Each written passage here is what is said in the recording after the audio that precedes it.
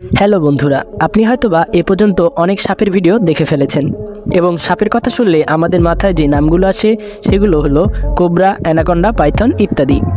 তবে আজ আমরা আপনাদের কোনো পরিচিত সাপ দেখাবো না, কারণ পৃথিবীতে প্রায় 3000 প্রজাতির বেশি সাপ রয়েছে, যেগুলোর অধিকাংশই আপনার অদেখা এবং তাদের ক্যারেক্টারিস্টিক্স এমন যা দেখলে আপনি অবাক হয়ে যাবেন।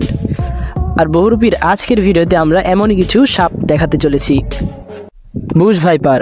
আপনি হয়তোবা এ পর্যন্ত খোলস পরিবর্তন করা অনেক সাপ দেখে থাকবেন, কিন্তু এর আগে আপনার পাখির পালকের মতো খোলসওয়ালা সাপ দেখার কথা নয়। এ ধরনের সাপ সাধারণত সেন্ট্রাল আফ্রিকার দেশগুলোতে যেমন কঙ্গো, উগান্ডা এবং কেনিয়াতে দেখতে পাওয়া যায়। এই সাপগুলো সাধারণত 70 সেন্টিমিটার পর্যন্ত লম্বা হয়ে থাকে। এদের গায়ের রং সাধারণত গাঢ় সবুজ এবং লাল দেখা যায়। তবে এই সাপগুলো অন্য সাপের মতো যেখানে সেখানে যত্রতত্র বসবাস করে না। এই সাপগুলো সাধারণত উঁচু গাছ এবং এমন জায়গায় বসবাস করে যেখানে তাদেরকে সহজে দেখা যাবে না।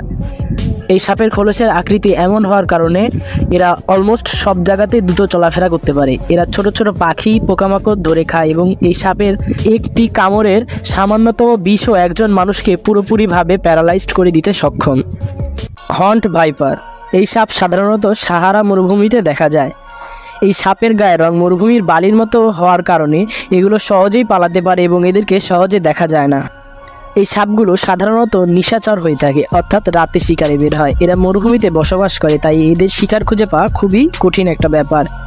তাই এসব সাপকে শিকারে অতিরিক্ত পারদর্শী হতে হয়, কারণ একটা শিকার তার হাত থেকে মিস হয়ে গেলে সে আর কতদিন পর খেতে পারবে তা সে জানে না। এই সাপগুলো খুবই বিরূপ পরিবেশে বেঁচে থাকতে পারে। এই ধরনের সাপ 70 ডিগ্রি সেলসিয়াস পর্যন্ত তাপমাত্রা সহ্য করতে পারে এবং মরুভূমির প্রচণ্ড ঠান্ডাও সহ্য করতে পারে, এবং এভাবেই তারা তাদের জীবন অতিবাহিত করে।